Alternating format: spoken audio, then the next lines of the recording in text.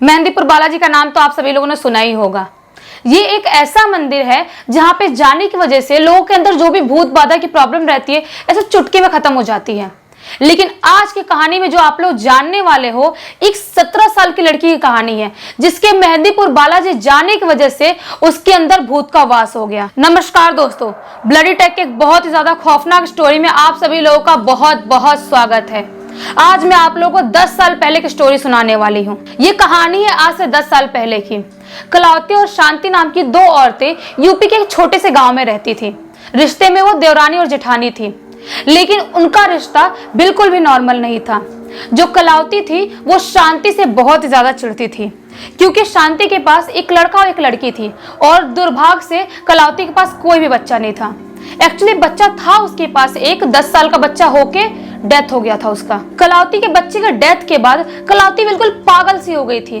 उसको शांति के बच्चों से बहुत ज्यादा चिढ़ होती थी कि ये बच्चे कैसे खेल रहे हैं, क्यों मस्ती कर रहे हैं। और जो भी प्रॉपर्टी का एक प्रॉब्लम होता है ना कि गांव में, छोटे मोटे गांव में बहुत ज्यादा प्रॉपर्टी का प्रॉब्लम होता है, तो कलावती को ऐसा लगता था कि मेरा तो कोई बच्चा है नहीं, जो भी शांति के दो बच्चे हैं, एक लड़का एक लड़की, सारी प्रॉपर्टी सारे खेत बाड़ी उनकी होने वाली है। तो इस बात से उसको बहुत ही ज्यादा चिढ़ थी। कलावती का चिढ़ते चिढ़ते जो चिढ़ने का लेवल था ना, वो बहुत ही ज्यादा ऊपर हो गया था, क्योंकि शांति की बेटी अब 17 साल की हो गई थी। अब शांति ने डिसाइड कर ली थी कि अपनी लड़की की शादी कर दूंगी 1-2 साल में, और लड़की के लिए रिश्ता देखना चालू कर दी थी। और उसे एक बहुत ही अच्छा रिश्ता मिल भी गया था। जो लोग बहुत ही ज्यादा रईस थे और बहुत ही अच्छे लेवल के लोग थे, जो कलावती को देख के बहुत ही ज्यादा चिढ़ मच गई कि इसकी बेटी की शादी इतने अच्छे घर में कैसे हो सकती है। मतलब एकदम बौखला गई वो, और उस बौखलाहट में उसने ब्लैक मैजिक सीख लिया। उसने सोची कि अब तो मैं इन लोगों को बर्बाद करके रहूंगी, इसकी बेटी की शादी तो कैसे भी नहीं होने दूंगी। उसने ठान ली थी कि इसके बेटे को भी नहीं छोड़ूंगी। धीरे धीरे करके उसके बेटे और बेटी को ऐसे मारूंगी कि उसको पता भी नहीं चलेगा, किसी को नहीं पता चलेगा आखिर इनके साथ हुआ क्या।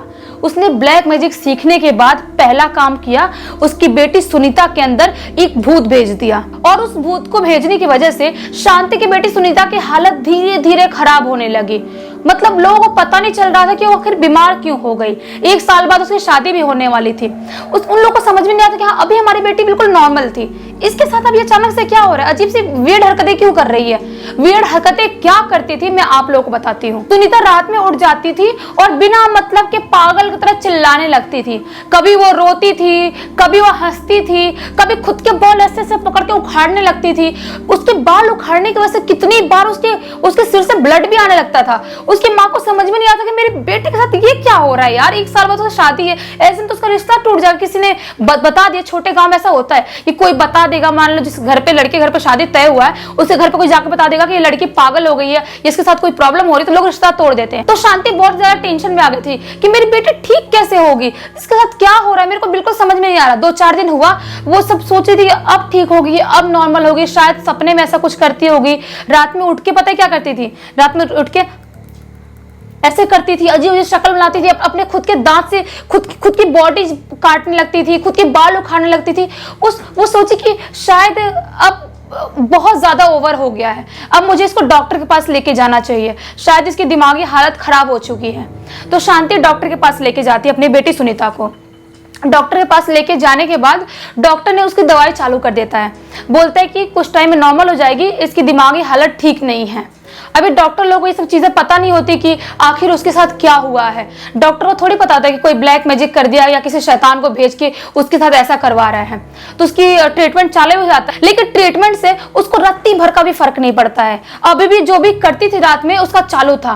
अब जो वो 60 किलो की लड़की थी, उसका वजन पता है कितना हो गया था, 40 किलो हो गया था।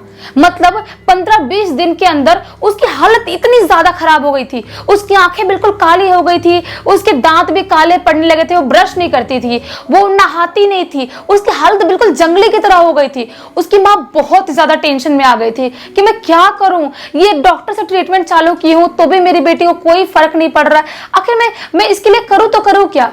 तो उसकी एक बहन थी जो दूसरे गांव में रहती थी। उसकी बहन ने बोली कि दीदी एक काम कर, तू सुनीता को लेकर मेहंदीपुर बालाजी जा, वहां पे ऐसी कोई प्रॉब्लम रहती है भूत ऊत प्रेत की तो वहां पे ठीक हो जाती है। तो शांति सोचती है कि शायद हो सकता है कि मेरी बेटी के अंदर कोई भूत वाली प्रॉब्लम होगी या किसी ने गांव में ऐसा कुछ कर दिया होगा, क्योंकि गांव में लोग मानते हैं, ब्लैक मैजिक मानते हैं लोग, किसी को भी कुछ भी कर देते, किसी के भूत भेज के किसी के एक्सीडेंट करवा देते हैं, किसी के घर में किसी को बर्बाद कर दे, किसी को ऐसे रात रात मार डालते हैं, ऐसा होता है गाँव में, छोटे मोटे गाँव में।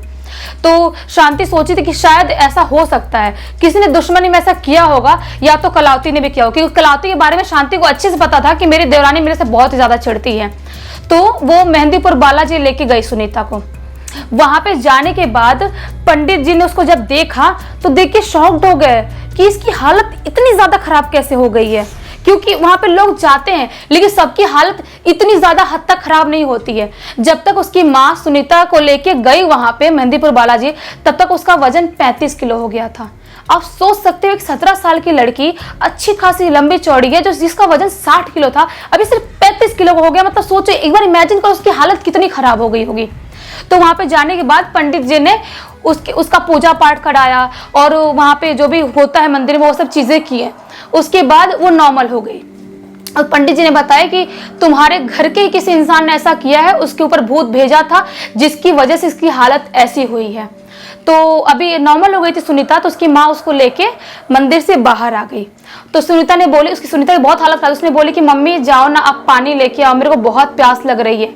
और इतने दिनों बाद 25-30 दिन, शायद 1 महीने हो गए थे, इतने दिनों बाद सुनीता ने अपनी मम्मी से इतनी अच्छे से बात की, बिल्कुल नॉर्मली बात की। मतलब शांति बिल्कुल शॉक्ड हो गई, बहुत खुश हो गई कि मेरी बेटी फाइनली ठीक हो गई, इतनी अच्छे से बात कर रही है। उसकी माँ बोली कि ठीक है, इस बेंच पे तो यहाँ पे बैठ जा, मैं अभी पानी लेके आती हूँ, यहाँ से कहीं जाना मत। क्योंकि उसकी माँ ने सुनी थी और उसने बोली कि तुझे कोई बोलता है कि पीछे मुड़ के देख, मतलब कोई बोलता है, कोई आवाज लगाता है या पीछे इस तरह कोई आके ऐसा टोच भी मारता है ऐसा, तो भी तू पीछे मुड़ के मत देखना। उसने बोले ठीक है मम्मी। तो उसकी मम्मी पानी लेने के लिए वहां से चली गई। उसके बाद सुनीता वहां पे बेंच पे बैठी हुई थी, 10-15 मिनट हुए थे उसकी माँ को गए हुए। उसके बाद उसको अचानक से आवाज आने लगी कि सुनीता सुनीता इधर आजा, मैं आ गया हूँ, सुनीता इधर आजा, मैं आ गया हूँ। तो उसने सोचा कि पापा की आवाज कैसे आ रही है, पापा तो हमारे साथ इधर आए नहीं थे यहाँ पे मंदिर में, तो पापा की आवाज कैसे आ सकती है। लेकिन तो भी वो खुद को कंट्रोल नहीं कर पाई। उसने सोची शायद पापा हमारे पीछे आ गए होंगे, क्योंकि उसके पापा इतना मानते नहीं थे भूत प्रेत। तो सोचो कि शायद मेरे पापा वो आए होंगे कि मेरी चिंता होगी उनको, इसलिए वो यहाँ पे आ गए होंगे। तो पीछे मुड़ के देखती है, उसे कोई भी नहीं दिखाई देता है, उसके पापा तो थे ही नहीं। उसे दूर दूर तक भी ऐसा कोई नहीं दिखाई देता है कि जो उसका नाम बुला सके। सब लोग अपने अपने काम में बिजी है, कोई जा रहा है कोई आ रहा है। उसको समझ में नहीं आता है कि आखिर मेरा नाम बुलाया किसने। और उसके बाद असली खेल शुरू होता है। सुनीता की माँ शांति आती है सुनीता के पास और बोलती है चल बेटा अब हम घर चलते हैं। पानी पीती है सुनीता और कुछ नहीं बोलती है। उसके बाद वो लोग दोनों घर आते हैं। घर आने के बाद उसी रात से सुनीता के साथ फिर से वैसी हरकतें चालू हो जाती हैं। सुनीता रात में उठती है और अजीब सी स्माइल करती है। उसका भाई बाजू में लेटा हुआ था, वो सोचता है कि दीदी को क्या हो गया, और अजीब सी स्माइल करती है, अजीब सी हरकतें करने लगती है और वापस से वैसी हंसने लगती है, वैसी रोने लगती है, कभी ऐसे बॉडी को ऐसे चीरने लगती है, फिर बाल से उखाड़ने लगती है, फिर से वापस से वैसी हरकतें चालू कर देती है वो। और उसके बाद उसका भाई जाता है कि मैं देखता हूँ कि मम्मी सो गई या जाग रही है, मैं मम्मी को बोलता हूँ जाके। तो देखता है कि उसकी मम्मी सो गई होती है, तो सोचता है कि मैं जाने देता हूँ, मम्मी को सुबह बता दूंगा कि दीदी ऐसी हरकतें कर रही थी।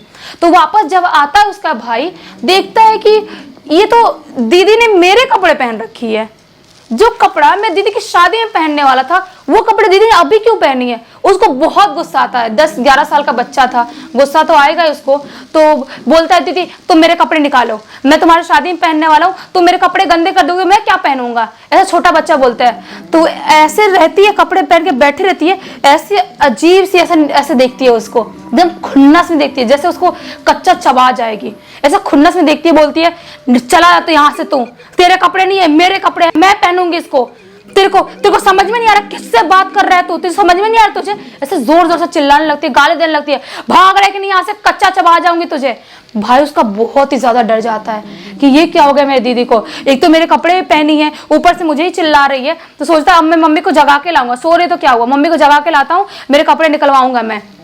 तो बच्चा जाता है, सुनीता का भाई मम्मी से बोलता है कि मम्मी देखो, एक तो दीदी ने मेरे कपड़े पहन लिए और ऊपर से इतने जोर जोर से मुझे चिल्ला रही है और पता नहीं दीदी अजीब सी हरकतें कर रही है, फिर से शायद दीदी के साथ कुछ हो गया है। तो जब आती है शांति यहाँ पे तो देखती है कि सुनीता तो बिल्कुल नॉर्मल है, सो रही है, कुछ प्रॉब्लम ही नहीं है वहां पे, बिल्कुल नॉर्मल बेड पे सो रही थी। तो अपने बेटे को ही डांटती है, उसके बोलती है कि पागल हो गया क्या, कुछ नहीं हुआ दीदी को, आराम से सो रही है, कैसी बात कर रहा है तू, और तू कौन से तेरे कपड़े पहनी है, कोई कपड़ा हो तो अपने कपड़े पहन के सो रही है। बच्चा बिल्कुल शॉक्ड हो जाता है, सोचता है ये क्या हुआ, अभी तो मैं यहाँ पे था तो दीदी मेरे कपड़े पहनी थी, मुझे इतने जोर जोर से चिल्ला रही थी, और अभी सो कैसे रही इतनी नींद में। जैसे उसकी माँ उस कमरे से जाती है, सुनीता अपनी आंखें खोलती है और अपने भाई को देख के अजीब सी स्माइल करती है। ऐसा लगता है कि मतलब वो स्माइल नहीं कर रही है, कोई और कर रहा है। उसके बाद एकदम खुन्नस में वहीं पे सो जाती है। अगला दिन आता है, उसका भाई बताना चाहता है उसकी माँ को कि देखो मम्मी रात में उसने मुझे डराया भी था, अजीब सी हंस रही थी, लेकिन उसकी माँ उसकी बात पे विश्वास नहीं कर रही थी, बोलती मैं तो खुद आई देखने के लिए, ऐसा कुछ था ही नहीं। उसके बाद उस रात जो कांड हुआ, अब सुन के शॉक्ड हो जाओगे। उस रात सुनीता ने अपने बाल काट के इतने छोटे छोटे कर दी थी। जब उसकी माँ आई उसके रूम में बुलाने के लिए कि चल बेटा खाना खा ले, तो वो बोल रही है मेरे को कोई खाना नहीं खाना। उसकी माँ ने जब उसके बाल की तरफ गौर किया तो देखा कि ये क्या है। उसकी माँ बिल्कुल गुस्से में आ गई, ये क्या किया तूने, तेरी शादी है 1 साल बाद और तूने इतने छोटे छोटे बाल कर लिया अपने, मैं लड़का हूं तो बाल छोटे छोटे रखूंगा, कोई लंबे थोड़ी रख सकता हूं मैं, और तुम ना मेरे सामने ज्यादा ज्ञान मत बताओ, निकलो यहाँ से, ऐसा बोलती है अपने माँ को। उसकी माँ बिल्कुल शॉक्ड हो जाती है कि ये क्या बोल रही है, मतलब उसको फिर समझ में आता है असली बात कि मेरी बेटी ठीक हुई नहीं है। उसके बाद उसकी माँ वापस इसको मेहंदीपुर बालाजी लेके जाती है। जब मेहंदीपुर बालाजी ये लोग पहुंचते हैं तो पंडित जी बताते हैं कि तुम्हारी लड़की ठीक हो गई थी।